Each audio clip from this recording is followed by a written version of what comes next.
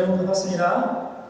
네, 인사합시다. 네. 우리 앞뒤 좌우 사람과 같이 한번 인사하겠습니다. 잘 오셨습니다. 인사하겠습니다. 잘 오셨습니다. 네, 모르는 사람도 인사하세요. 괜찮아요. 네, 인사하고 앉아봐요. 인사 많이 하시고요. 우리가 서로 좀 이렇게 서로 따뜻한 분위기에서 말씀을 듣고 같이 또 찾아가서 듣고 이렇게 하셔야 하였으면 좋겠어요. 네, 오늘 우리가 다시 복음 앞에 라는 제목으로 함께 은혜를 나누고자 합니다. 여러분, 만약에요, 오늘이 여러분에게 마지막 날이다. 여러분들이 이제 오늘 밤 자정을 기해서 이 세상 사람이 더 이상 아니다. 라고 한다면, 여러분 지금부터 무엇을 하시겠습니까? 지금부터 몇 시간 남았죠?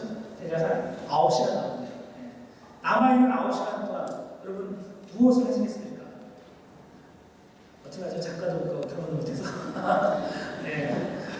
또 앞두고 있는 분들, 결혼을 앞두고 있는 분들은 그런 분이 있을 거고, 네, 여러 가지가 있을 텐데, 뭐 한국에 지금 부모님 있는 분들은 비행기 안 됐네요. 어떡하죠? 한국에 못 가겠어요. 네. 혹시 밴쿠버에 있는 분들은 빨리 비행기표를 사서 가셔도 아마 만나기가 쉽지 않을 텐데, 네. 우리에게 인생이 딱 정해져 있다면, 그리고 그 끝나는 날이 정확하게 안다면, 아마 누구나 다 그 인생을 최고로 가장 제대로 살기 위해서 엄청난 노력을 할 겁니다. 그렇죠? 하루라고 하면 좀 너무 야박하지만, 만약 일주일이라면 여러분 어떻게 하시겠어요? 일주일. 나에게 일주일의 삶, 여러분 무엇을 하시겠습니까? 이게 성경 공부 뭐 이런 좀 듣고 싶어요, 사실. 내가 또 질문하고도 계속 또 얘기를 해드리니까 좀 답답한데, 여러분 한 사람 한 사람의 얘기를 듣고 싶어요. 만약 나에게 일주일이 있다면 나는 뭘 할까? 나도 모르겠어요. 저는 저 같은 경우는 뭐 할지 모르겠어요. 여행 갈까? 뭐 할지 모르겠네요. 네. 애들하고 마지막 또 시간도 보내고, 네. 이상한 얘기죠. 와이프가 저 뒤에 있는데. 그래서 하여튼 좀 이상한 것 같아요. 제가 이 질문을 드리는 이유는 겁니다. 사람은요, 마지막 자기에게 하루가 주어지든 한 시간이 주어지든 일주일이 주어지든 간에 가장 자기가 해야 된다고 생각합니다. 자기에게 있어서 가장 소중한 것을 분명히 그 시간을 통해서 할 겁니다. 그렇죠? 만약 하루가 주어졌는데 그 시간 동안 쓸데없는 일하고 돌아다닐 사람은 아무도 없어요. 누구든지 만약 하루가 있다면, 만약 한 시간이 있다면 어떻게 하겠습니까? 저라고 빨리 집에 가겠죠.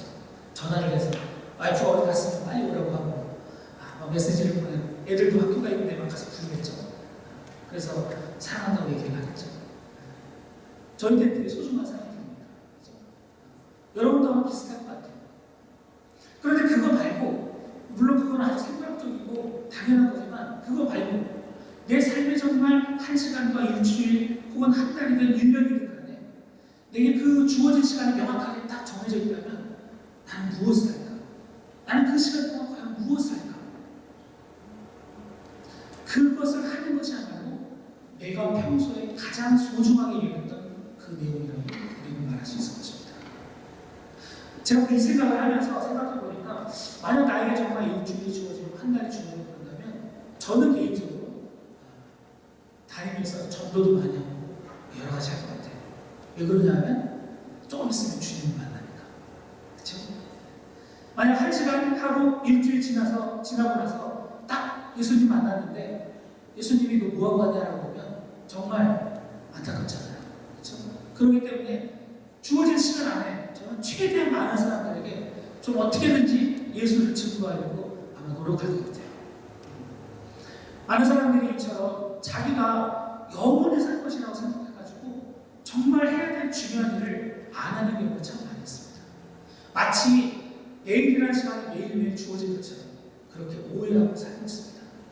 그래서 나름대로 계획도 세우고, 뭐 30대에는 뭐하고 40대에는 뭐하고 50대에는 뭐하고 어떻게 결혼을 하고 또 어떻게 하고 뭐 이런 계획을 많이 세우는데, 때로는 그게 참 부질없는 생각이라고 들어요.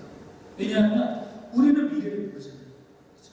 어느 날 갑자기 주님께서 내 영혼을 찾아가신다면 그때 정말 어떻게 할 거예요? 그런 의미에서 여러분 이렇게 생각됩니다. 오늘이 마치 내 인생의 마지막인 것처럼 살아가는 사람이 성공하는 사람인 줄 믿습니다. 아멘? 마치 오늘 마지막인 것처럼 최선을 다하게 그냥 열심히만 사는 게 아니라 아니라 내 삶의 어떤 분명한 목표를 가지고 그 목표에 맞는 삶을 오늘도 조금씩 살아나가야만 여러분 어느 때 주님의 나를 부르셔도 부끄러움이 없는 사람이 될 것입니다. 많은 크리스찬들이 그런 얘기하죠. 내일 뭐 하지? 내일 복음 전하고 내가 공부 많이 하고 나서 돈 많이 벌고 나서 내가 주일 하지. 이런 생각들을 많이 하는데요. 그거는 좋은 아이디어는 아닙니다. 왜냐하면 정말로 주님께서 우리를 언제 부르실지 모르기 때문입니다. 아멘. 그런 의미에서 지금부터 매일매일 오늘이라는 시간이 주어질 때 오늘 내가 해야 될 것을 해야 할 줄 믿습니다. 내일이라는 시간이 우리들에게 약속된 것은 아니기 때문입니다. 그렇다면 여러분들 가운데서 혹시나 오늘이 가기 전에 반드시 해야 될 일이 있다면 주님을 위해서 반드시 꼭 하십시오. 12시가 되기 전에. 아멘? 네. 내일 여러분 못 볼지 몰라요. 병든 사람들은요, 그렇게 생각해요. 나는 언제나 건강하니까. 병들기 전에. 나는 건강하니까 난 뭐든지 다 할 수 있어. 이렇게 생각하다가 어느 날 갑자기 교통사고가 나고 무슨 사고를 당하고 나서 걷지 못하고 마음대로 먹지 못하고 뛰지 못하고 혹은 보지 못하고 듣지 못할 때 그때서야 땅을 치면서 후회하는 경우를 많이 보게 됩니다. 그래서 병원에 가면 사람들이 되게 안타까워해요. 나도 조금 더 걸을 수만 있다면, 내가 뛸 수만 있다면, 내가 볼 수만 있다면 후회해도 늦는 경우가 많이 있다는 거죠. 그런 의미에서 여러분 정말 지혜로운 자는 오늘부터 내가 살아있는 그 날 정말 최선을 다해 살아가는 여러분 되시길 바랍니다. 한국에 보면요 유명한 교회가 있죠. 사랑의 교회라는 교회가 있습니다. 한국 사랑의 교회 예전에 아주 유명했던 목사님 있죠. 누구지 아십니까? 네, 오카노 목사님이십니다. 제가 미국에 있을 때 일했던 교회가 그 오카노 목사님이 개척했던 교회, 그곳에서 사역했습니다. 참 영광스럽게 생각하고 사역을 했는데요. 오카노 목사님이라는 분은 정말 그분의 별명은요 뭐냐면 제자 훈련에 미친 사람이었어요. 제자 훈련에 미친 사람. 이 목사님은 강남에다가 교회를 개척해서 사람들을 제자 훈련을 시키느라고 정말 1년 연두 달 365일 동해번쩍 서해번쩍 하면서 만나는 사람들마다 예수 그리스도의 제자를 만들기 위해서 엄청난 노력을 했던 거예요. 그래서 제자 훈련에 미친 사람이라는 얘기도 있고, 그가 돌아가신 전에는 국제 제자 훈련이라고 해서 오카노 목사님의 사랑의 교회뿐만 아니라 전 세계 많은 교회들에게 제자 훈련, 통신도를 깨우는 제자 훈련을 많이 소개해서 한국 교회에 엄청난 영향력을 미쳤습니다. 근데 사실 제가 그 오카노 목사님이 돌아가실 때쯤에는 사실 저는 개인적으로 오카노 목사님 잘 알지 못해요. 그래서 좀 오해를 하고 있었어요. 왜냐하면 이 사랑의 교회가 되게 크잖아요. 교회가 너무너무 커서 저는 좀 오해했어요. 목사님은 좀 이렇게 대형 교회를 되게 좋아하십니다. 왜냐하면 사랑의 교회가 혹시 아시는지 모르겠지만 지금 서초동에다가 건물을 크게 짓느라고 이 넌 크리스찬들이 좀 손가락질하는 경우가 지금 있거든요. 저도 사실 좀 오해했었어요. 그런데 요즘에 막 좀 혹시 아실지 모르지만 좀 시끄러운 문제가 있는데, 오카노 목사님이 돌아가시기 전에 남긴 편지들이 인터넷에 공개가 되었어요. 제가 그것을 어쩌다가 이렇게 읽어보게 되었는데 다시 한번 정말 이분 대단하구나. 돌아가시기 전까지도 얼마나 본인이 평소에 얘기했던 그 제자 훈련과 영혼들을 구원하기 위해서 얼마나 노력했던 그 흔적들이 그 편지에 고스란히 남아있는 것을 보았습니다. 그러면서 오해했던 것들이 많이 풀렸습니다. 여러분 이 시간에 잠시 오카노 목사님이 살아생전에 어떤 청년들에게 수련회 때 하셨던 말씀을 설교 말씀 잠깐 여러분 듣는 시간을 좀 가지려고 합니다. 잠깐 영상 좀 드렸으면 한번 틀어주시겠습니다.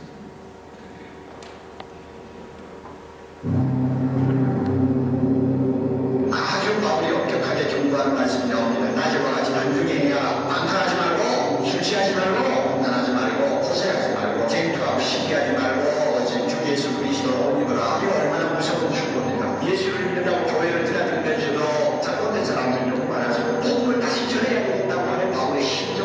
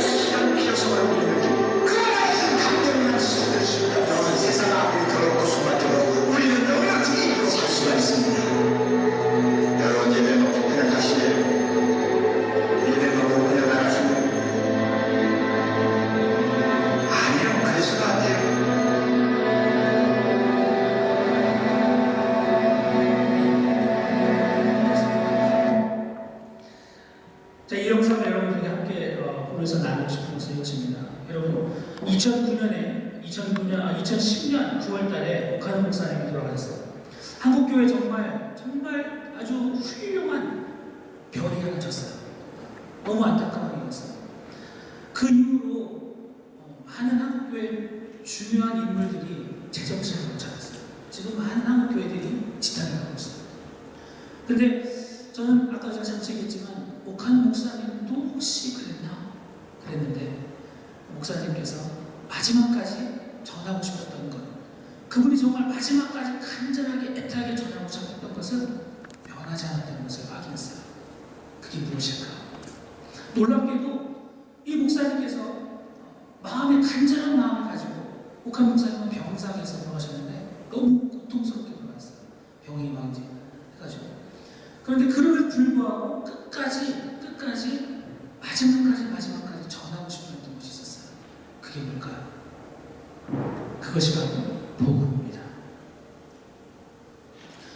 여러분들 아까 제가 여러분들 그렇게 질문했어요. 만약 1시간이 있고 일주일이 있고 하루가 있다면 무엇을 하며 살겠는가? 그 주어진 시간 동안 무엇을 하겠는가? 라고 질문했는데요. 저는 누군가에게 저에게 그런 질문을 받는다면 저 역시 오카노 목사님처럼 복음을 위해서 그 주어진 시간을 쓰고 싶다고 말하고 싶습니다. 여러분, 2013년 오늘 여러분들에게 가장 중요한 것은 무엇입니까? 여러분 스스로에게 지금 내게서 가장 소중하고 그 무엇과도 바꿀 수 없는 것은 무엇입니까? 만약 그것이 목사님 저는 지금 열심히 공부를 하고 있어요. 취직하기 위해서. 목사님 저는 지금 열심히 지금 일하고 있어요. 돈을 벌기 위해서. 목사님 저는 지금 열심히 몸을 만들고 있어요. A 구하려고 기타 등등.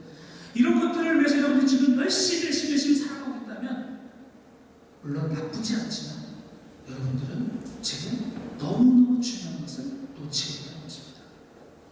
2013년, 2015년 아니 그 전에 어느 때라도 우리 모든 크리스천들에게 아니 우리 모든 사람들에게 가장 필요한 가장 중요한 주제는 바로 복음이어야 합니다. 아멘?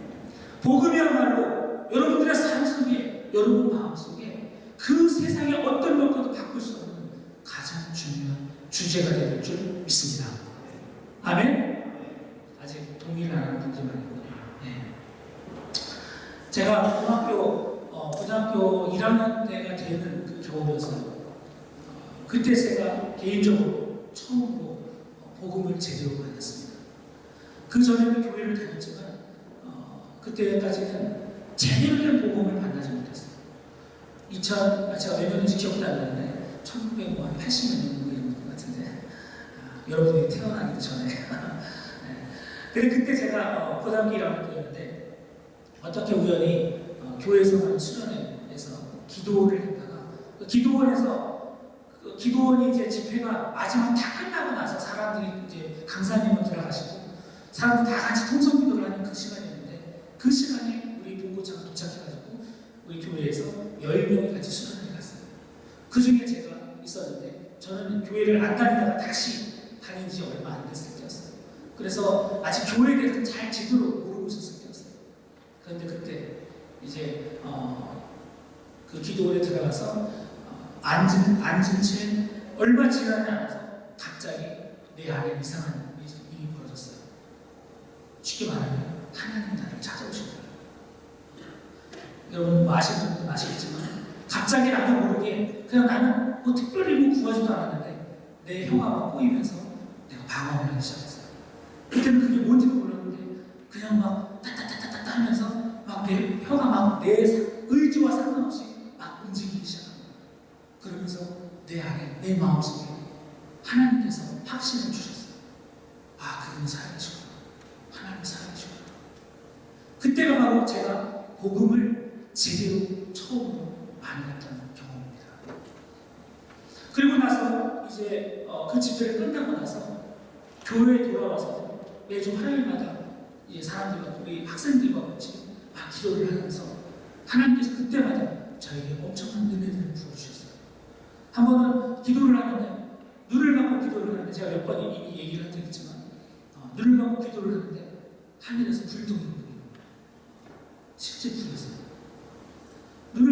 다 불을 끄고 기도하는데 불이 휙 떨어지는 거예요. 그러면서 저한테 탁 치는데 실제로 정말 마치 불에 데인 사람처럼 너무너무 뜨겁고 온몸이 막 주체를 할 수 없을 정도로 막 강렬하게 떨리고 그랬어요. 마치 주님이 나를 찾아오신 것처럼, 주님께서 내가 여기 있다 라고 말씀하시는 것처럼 복음이 나를 깨우셨어요. 그때가 바로 내가 바로 복음을 만났던 적입니다. 그리고 나서 이제 또 제가 그 복음을 체험하고 나서 고등학교가 지나서 고등학교 2학년 때 이제 신학을 결심하고 목회를 하겠다고 결정을 하고 이제 1990년에 대학 1학년 되었어요. 신학대학을 들어갔는데 그곳에서 제가 이제 1990년 12월 달에 작은 개척교회에서 기도를 하고 있었는데 그때만 기도를 하는 중에 놀라운 체험을 했어요. 점점 이것도 제가 얘기한 적이 있지만 점점 무엇인가가 내게 나를 찾아오는 것을 느꼈어요. 마치 공기가 무거워지는 듯한 느낌을 받았어요. 온몸이 떨리기 시작했고 이렇게 앉아있던 내가 바닥에 엎드릴 수밖에 없었어요. 너무 무서워서, 너무 두려워서. 그리고 어떤 음성이 내가 들리는데 그 음성은 내가 내 입을 통해서 한 건지 내가 귀로 들은 건지 지금도 정확하게 기억이 안 나요. 그런데 명확하게 나는 그 음성을 들었어요. 마치 사도 바울이 그랬던 것처럼 저는 엎드려서 발발발 떨면서 엄청난 떨림과 두려움 속에서 누군가가 내게 찾아왔는데 직감적으로 나를 찾아온 분이 부활하신 주님이라는 걸 알았어요. 그리고 주님이 내게 요청하셨어요. 복음을 전해라. 너는 가서 복음을 전해라. 그 엄청난 그 말씀 앞에 저는 정말 어떻게 거부도 할 수 없었어요. 복음을 전해라. 그리고 이렇게 내게 내려왔던 그 무언가 같은 존재가 이렇게 싹 사라진다는 걸 느꼈어요. 그리고 나서 정신을 차리고 나서 일어나서도 온몸이 너무너무 떨리고 정신이 없었어요. 그런 가운데 제가 얼마나 정신이 없었냐면 제일 먼저 그 체험을 하고 나서 뒤에 앉아있던 어떤 누나에게 제일 먼저 제가 물어봤던 게 뭐냐면 누나 지금 올해가 몇 년도예요? 라는 질문을 물어봤어요. 내 머릿속이 완전히 다 엉클어진 거예요. 몇 년도냐고 물어보면 바보죠. 말도 안 되는 거죠. 그렇죠? 근데도 불구하고 내 머릿속은 지금이 몇 년도인지 모를 정도로 나는 너무 충격적이었어요. 그때가 1990년이었는데 내 머릿속은 마치 2000년대를 살아가는 것 같은 그런 느낌이었어요. 복음이 나에게 요청을 했어요. 복음을 전하라. 그리고 나서 많은 시간이 흘렀어요. 저도 뭐 여러분들처럼 비슷하게 똑같이 열심히 살고 또 복음도 전하고 죄도 짓고 뭐 여러 시간이 흘렀어요. 그리고 이제 오늘날 우리가 지금 이렇게 살아가고 있습니다. 여러분 어떤 학자에 의하면요 지난 10년간 크리스천들이 순교를 했는데 얼마나 많이 순교를 했냐면 지난 10년간 100만 명의 크리스천들이 순교를 했대요. 여러분 그거 알고 있습니까? 우리가 다들 이렇게 편안하게 다 아무 문제 없이 사는 것 같지만요. 놀랍게도 지난 10년간 크리스천들이 순교한 그 숫자가 무려 100만 명이라고 합니다. 우리는 아무 문제 없는 것처럼 별 걱정 없이 그냥 교회 생활하고 그냥 일상적으로 살아왔는데 알고 보니까 수많은 크리스천들이 세계 곳곳에서 지금도 복음 때문에 죽었다는 거예요. 지금도 예수님 때문에 불타 죽는 사람도 많고 엄청난 사람들이 그런 위기 앞에 놓여 있다는 거예요. 이런 사실들을 보면서 우리가 과연 우리는 지금 무엇을 하는 건가? 우리는 무엇을 위해서 열심히 살아야 될까를 다시 한번 생각하게 됩니다. 오늘 우리가 읽어볼 말씀 갈라디아서 말씀 여러분 다시 한번 집중하고 바랍니다. 여기에 보면요 여러분 1장 6절에 보면 한번 우리 같이 한번 읽어볼까요? 사도 바울이 갈라디아서를 쓰면서 제일 먼저 문제 제기하는 것이 있습니다. 이것이 무엇인지 같이 한번 읽어볼게요. 1장 6절 말씀 시작. 그리스도의 은혜로 너희를 부르신 이를 이같이 속기 떠나 다른 복음을 따르는 것을 내가 이상하게 여기노라. 아멘. 갈라디아서는 바울이 서신서들 중에서 사도 바울이 쓴 게 13권의 편지인데 그 편지 중에서 제일 먼저 씁니다. 예수님께서 부활하신 이후에 20년이 채 되지 않은 상태에서 쓰여진 편지입니다. 예수님께서 부활하시고 성령께서 임하시고 교회가 막 이제 복음을 막 전해진 이후에 불과 20년밖에 지나지 않은 상태에서 사도 바울이 지금 갈라디아서를 쓰고 있어요. 그런데 이 편지에서 사도 바울은 한 가지 엄청난 주제를 제기하고 있어요. 그 주제는 뭐냐면 내가 보니까 너무나 많은 사람들이 속히 하나님께서 주신 그 복음을 떠나서 다른 복음을 따르는 것을 내가 이상하게 여긴다. 너무 이상하다. 내가 이해할 수 없다. 하면서 이 편지를 쓰고 있었다는 것입니다. 사도 바울은 이것을 안타깝게 생각하면서 땅을 치며 안타까워하면서 뭐라고까지 말하냐면 7절, 8절, 여러분 9절 이 말씀과 같이 한번 읽어볼게요. 여러분이 사도 바울의 심정이 되어서 그가 무엇을 안타깝게 얼마큼 안타깝게 생각하는지 같이 한번 좀 길지만 7절, 8절, 9절 말씀 같이 한번 읽어보겠습니다. 시작. 다른 복음은 없나니 다만 어떤 사람들이 너희를 교란하여 그리스도의 복음을 변하게 하려 하며 그러나 우리나 혹은 하늘로부터 온 천사라 우리가 너희에게 전한 복음 외에 다른 복음을 전하면 저주를 받을 자다. 우리가 전에 말하였거니와 내가 지금 다시 말하노니 만일 누구든지 너희가 받은 것 외에 다른 복음을 전하면 저주를 받을 자다. 아멘. 2000년 전 사도 바울이 예수께서 승천하시고 나서 부활하시고 승천하신 이후에 불과 20년밖에 지나지 않아서 안타까워하면서 소리를 높여 편지를 썼는데 그 편지의 내용이 주제가 뭐였냐? 누군가가 지금 속히 진짜 복음을 따라서 다른 복음을 쫓고 있구나. 내가 너무너무 보기에 안타깝다. 이 다른 복음을 따른다면 그들은 저주를 받을 것이다. 라고 말했는데 2000년이 지난 이후에 저 역시 사도 바울처럼 복음을 만났고 그 복음이 나에게 복음을 전하라고 요청을 받았습니다. 그리고 시간이 지나서 요즘 시대를 보니까 놀라운 것은 사도 바울이 안타깝게 애통하면서 말했던 그 내용 무엇입니까? 너무나 많은 사람들, 너무나 많은 교회들이 진짜 복음을 떠나서 가짜 복음, 다른 복음에 취해 있더라 하는 것입니다. 여러분 이 사실에 대해서 너무나 많은 크리스천들은 그냥 그러려니 그게 뭐 대수인가 그냥 일상처럼 나는 나대로 먹고 사는 거 노력하고 나는 나대로 내 살 길 찾아가고 이렇게 그냥 평범하게 살아가고 있지만 여러분 문제가 너무나 심각합니다. 교회들 안에 크리스천들 안에 너무나 많은 가짜 복음과 다른 복음이 지금 판을 치고 있다는 것입니다. 이 문제에 대해서 여러분들은 대수롭지 않게 생각할지 모르지만 그게 나와 무슨 상관이 있냐고 말할지 모르지만 이것은 여러분이 너무 심각한 문제입니다. 이미 제가 여러 번 설명을 통해서 오늘날 지금 이 캐나다 토론토 그리고 대한민국, 미국 기타 등등에서 일어나는 일들에 대해서 얘기를 많이 했기 때문에 이 부분은 자세히 설명하지 않겠습니다. 그러나 분명한 것은 지금 이 순간에도 너무나 많은 교회들이 교회 간판에다가 우리는 누구나 다 환영합니다. 우리는 동성연애자도 환영하고 누구나 나와도 좋습니다. 마치 누군가 말한 것처럼 교회가 아니라 이제는 그저 인심 좋은 사회단체, NGO 단체로 전락하고 말았다는 것입니다. 많은 크리스천들이 다른 복음을 가지고 주님께서 전하지 않은 다른 복음을 가지고 예수 없어도 살아간다고 예수 외에도 다른 복음이 있다고 다른 구원이 있다고 이제 너그러워지는 그런 시대를 살아가고 있다는 것입니다.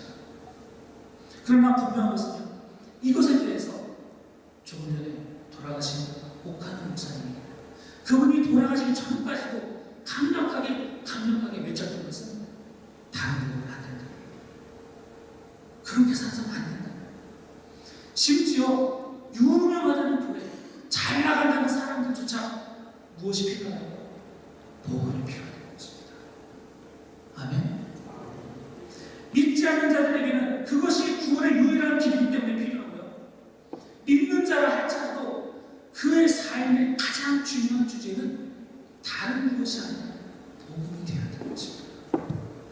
여러분 내게 만약 한 시간, 한 일주일, 한 달이 주어진다 할지라도 우리는 크리스찬으로서 우리가 정말 목숨을 걸고 최선을 다해서 달려가야 될 목표는 복음이어야 한다는 것입니다.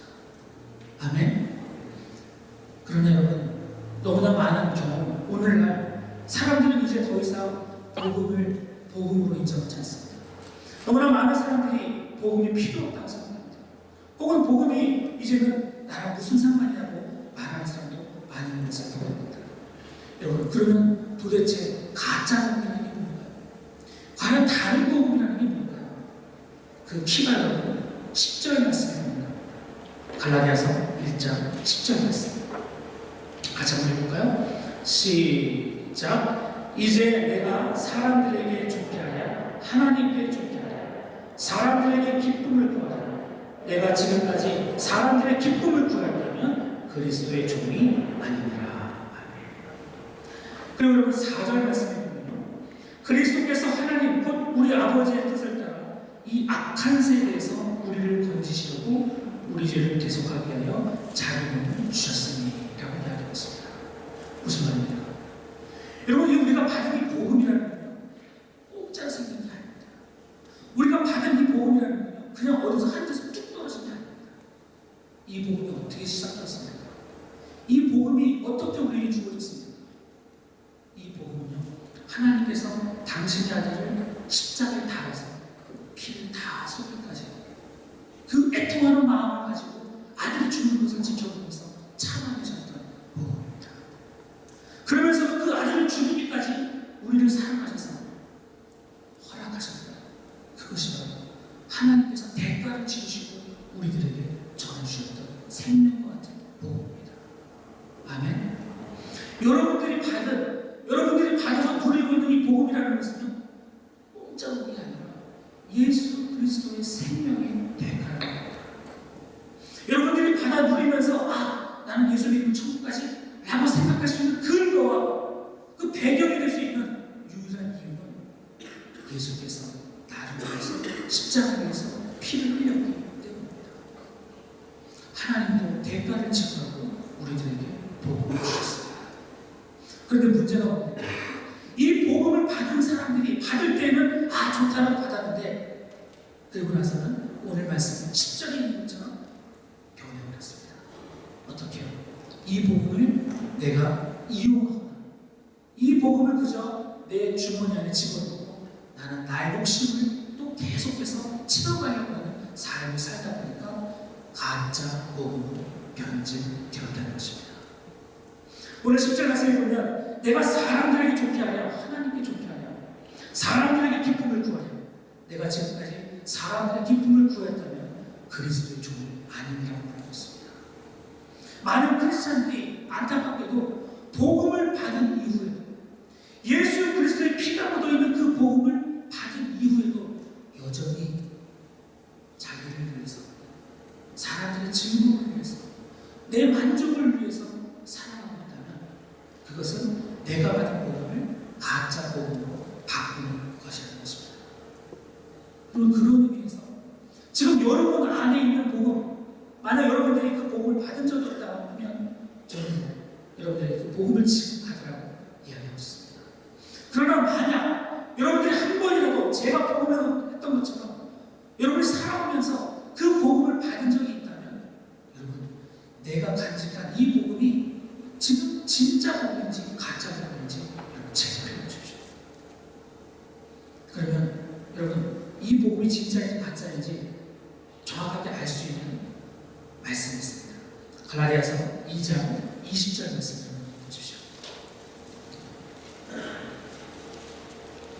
갈라디아서 2장 20절 잘 알고 말씀이죠.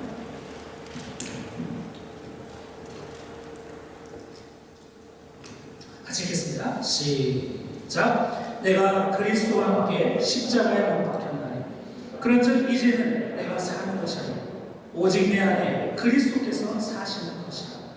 이제 내가 육체 가운데 사는 것은 나를 사랑하사 나를 위하여 자기 자신을 버리신 하나님의 아들을 믿는 믿음 안에서 사는 것이라. 아멘. 여러분 안에 만약 복음이 진짜라면 우리는 이렇게 말할 수 있을까요? 복음을 다른 말로 하면 뭐라고 말할 수 있을까요? 우리 이렇게 말을 한번 바꿔서 보세요. 복음을 이렇게 예수의 생명, 예수의 생명. 여러분, 주님이 십자가에 의해서 우리에게 주신 것은 복음이라는 어떤 추상적인 것이 아니라 사실은 예수님 당신의 생명을 주신 것입니다. 아멘. 예수께서 죽으신 이유는 그 죽음을 통해서 우리들에게 생명을 주시기 위해서 주신 것입니다. 그런 의미에서 우리는 예수의 복음을 생명력이라고 말할 수 있습니다. 살아있는 생명. 그런데요, 오늘 말씀해 보니까 내가 그리스도와 함께 십자가에 못 박혔나니 그래서 그 다음 얘기가 나옵니다. 이제는 내가 사는 것이 아니라 오직 내 안에 그리스도가 점점점점점점 이거를 하기 위해서는요, 그 앞에 무엇이 필요합니까? 내가 그리스도와 함께 십자가에 뭐 해야 된다? 못 박혀야 한다. 예수 그리스도께서 우리들에게 복음을 주실 때에는요, 그 복음이라는 건 놀라운 능력이 있습니다. 어떤 능력인지 아세요?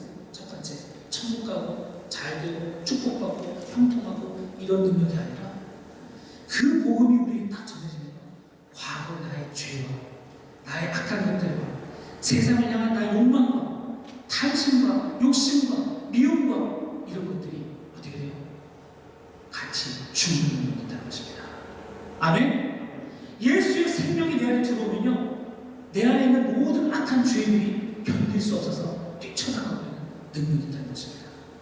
그리고 나서 놀랍게도 이제 그것을 향해서는 뒤를 돌아서서 새롭게 주님을 향해서 왕성한 능력을 갖게끔 만드는 것이 바로 예수께서 우리에게 주신 복음이라는 것입니다.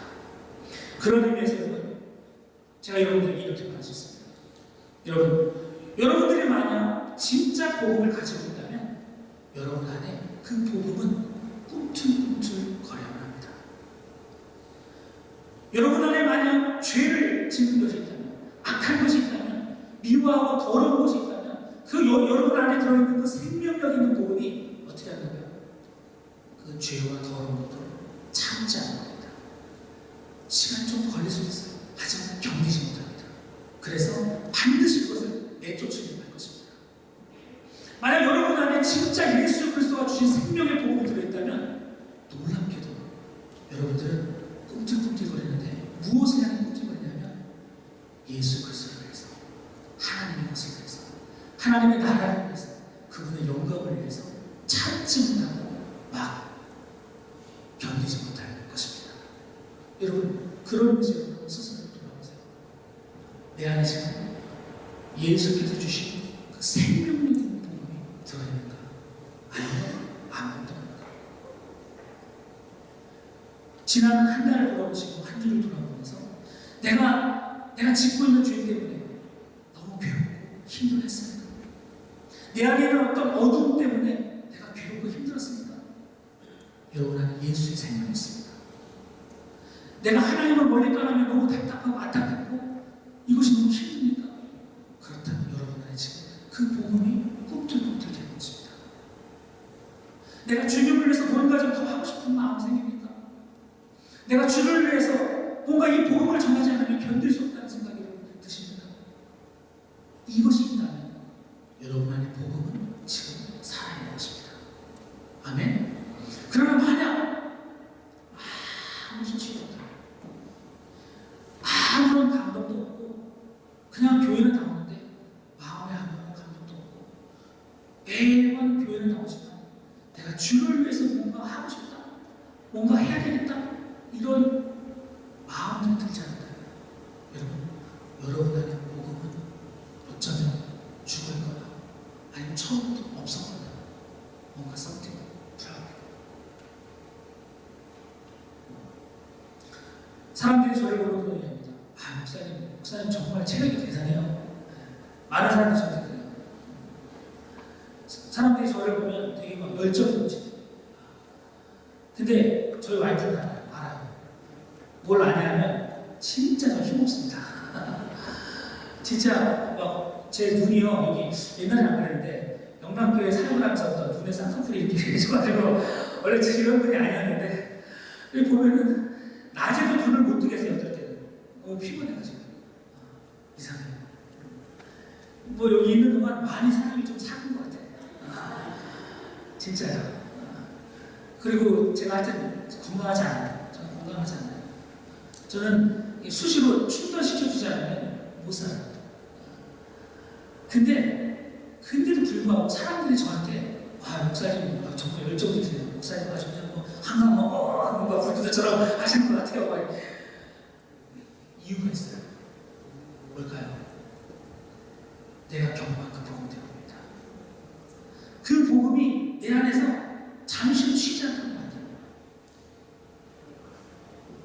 여러분들이 믿거나 말거나 전 사실 뭐 계좌로서 물론 그렇게 열심히 살아야 되겠지만 목사도 똑같아요. 여러분하고 비슷해요. 내가 할 일이 있고 그 할 일 외에는 내가 안 해도 되는 일들이 많아요. 요만큼만 해도 교회에서 세상 말로 월급 나와요. 더 안 해도 돼요. 근데 그걸 못 참는 거예요.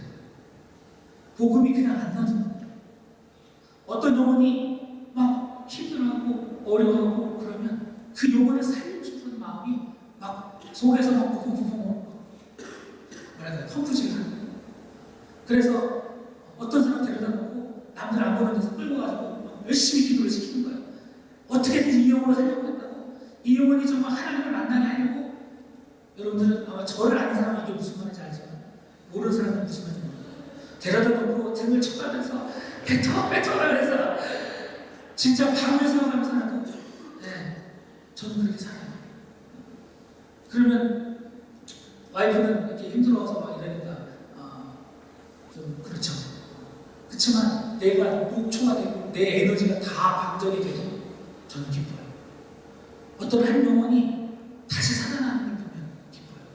그 영혼이 하나님께 그 죽었던 그 속에 있는 영혼이 깨쳐나는 걸 보면 너무너무 기뻐요. 왜 그럴까요? 저는 제 자랑을 하는 게 아니에요.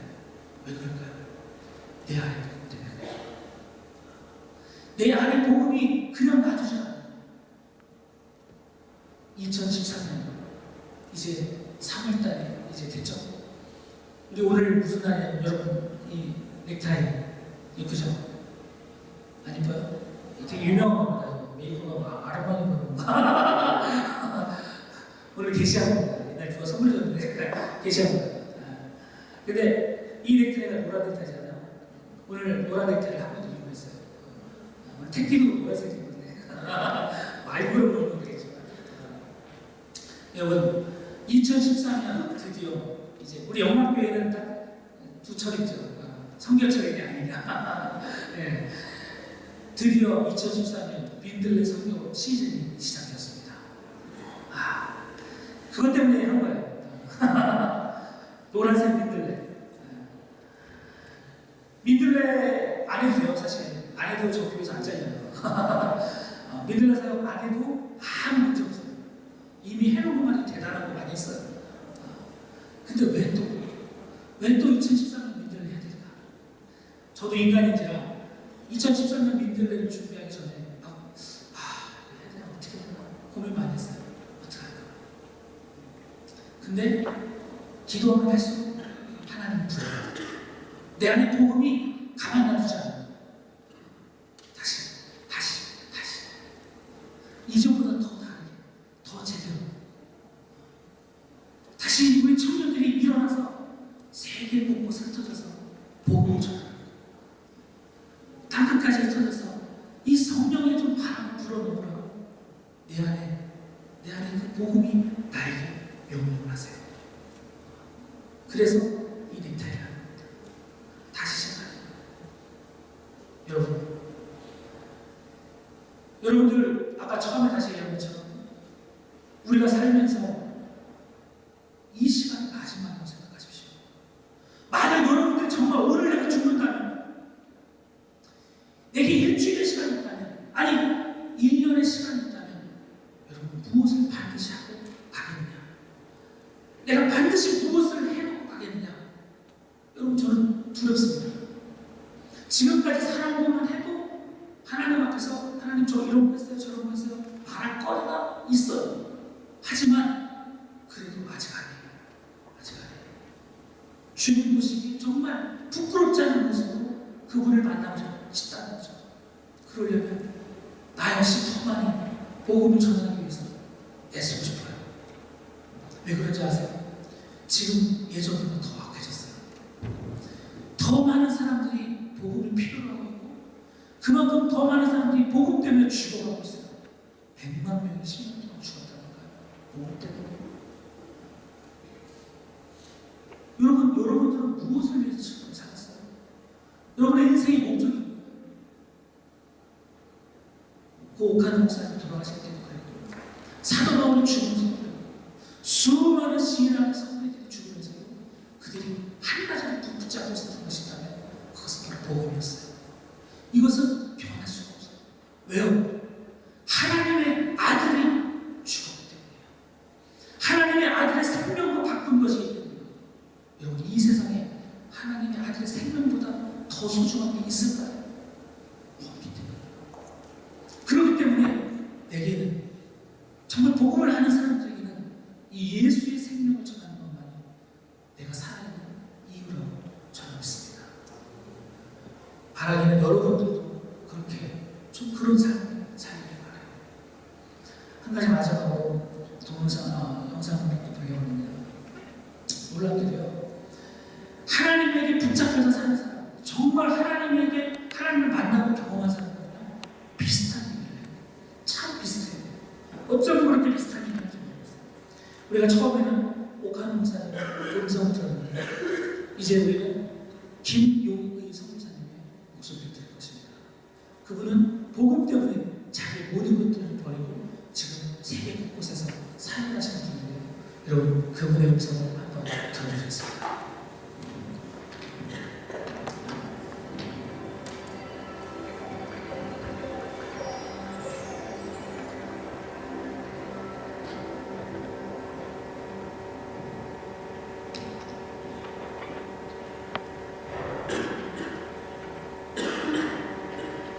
여러분, 여러분이 가지고 있는 모든 걸 다 빼앗길 때 한 가지만 가질 수 있는 기회를 준다면 뭘 붙잡으시겠습니까? 하나님 복음 아니겠습니까? 다른 걸 다 빼앗기는 아니더라도 하나님이 나와 함께만 하시면 난 그걸 선택하겠습니다. 모든 걸 다 얻었더라도 하나님이 함께 하신다는 근거가 없습니다. 모든 걸 다 내버리고 붓을 찢고 부지지할 게 있습니다. 주여 우리를 당신에게 돌이키소서. 다른 건 다 해보자. 다른 건 다 붙잡으면서 아직 끝났다고 말하지 마십시오. 마지막 한 희망이 있습니다. 다시 주님께서 이 땅에 교회를 남겨두신 오직 하나만 주셨어요. 예수 그리스도의 십자가와 부활 이 부분만 주십니다. 다른 건 다 없어도 십자가 안에 복음을 가졌던 우리 초대교회는 주님이 함께 하시기에 충분했습니다. 복음과 기도면 충분한 것입니다. 진리가 깃바람에 내던져졌습니다. 죄에 대한 회개 하나 없이 거룩함 하나 없이 주님의 나라에 대한 생명에 대한 반응 하나 없이 십자가와 아무런 상관이 없는 이 기가 막힌 세속의 썩은 가치가 우리가 비록 세상 가운데 살지만 우리는 하늘의 백성입니다. 주님의 거룩한 교회는 한 번도 변한 적 없습니다. 여러분, 주님의 복음은 2000년 전이나 지금이나 동일하게 능력이 있습니다. 그 복음은 거룩한 복음입니다. 여러분, 그 복음은 우리를 충분히 변화시킬 수 있습니다. 모든 소망 없는 죄인들에게 희망과 생명을 전해줄 수 있습니다. 여러분, 우리가 어디까지 들었든지, 우리가 얼마나 멀리 떠났든지, 우리가 얼마나 깊이 웅덩이에 빠졌든지 상관없이 우리에게는 십자가의 복음이 있습니다. 이제 다시 돌아가야 할 것이 있습니다. 바로 십자가 앞으로 나아가세요. 십자가로 나오라는 말은 머리끝부터 발끝까지 내가 죄인인 걸 깨닫고 나는 안 되는구나. 주님의 십자가밖에 없습니다. 나의 존재의 절망을 여러분 언제 경험하시나요? 나 죽어야 예수 삽니다. 내가 죽어야 우리 교회 삽니다. 내가 죽어야 이 민족 삽니다. 여러분, 십자가로 돌아오셔야 합니다. 십자가만이 유일한 삶의 이유요 자랑이고 십자가만이 우리의 희망입니다. 피하지 말고 십자가 앞에 전심으로 나가십시다. 몸을 부끄러워하지 아니하고 십자가 깃발을 높이 들고 주님께로 돌아가자. Return to the gospel. 다시 복음 앞으로 돌아가야 할 날이 지금이어야 합니다.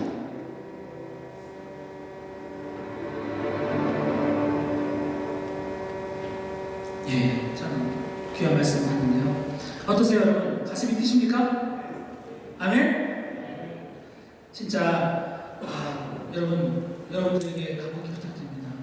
여러분들이 어떤 삶을 살아도 어떤 삶의 모형을 갖고 있다 할지라도 주제는 한 가지 이렇게 좀 있습니다. 여러분, 우리는 신앙이 좋거나 나쁘거나 교회를 오래 다녔거나 적게 다녔거나 십자가 앞에 다시 서야 합니다. 그리고 주님께서 우리에게 주신 이 피와 같은 복음을 가지고 살아갈 줄 믿습니다. 여러분, 지금 여러분의 마음은 꿈틀거립니까? 여러분 안에 예수의 생명이 꿈틀거리고 내가 이 복음을 위해서 어떻게 살아야 될까? 여러분, 무엇인가 안타까운 마음이 생기십니까? 그렇다면 여러분 아직 살아있는 것입니다. 여러분은 지금 살아있는 것입니다. 그러나 만약 이런 것들을 보면서도 내 마음속에 아무런 꿈틀거림이 없거나 아무런 죄책감이 없다면 여러분 안타깝게도 아직 여러분은 복음에 사온 적이 없는 사람입니다.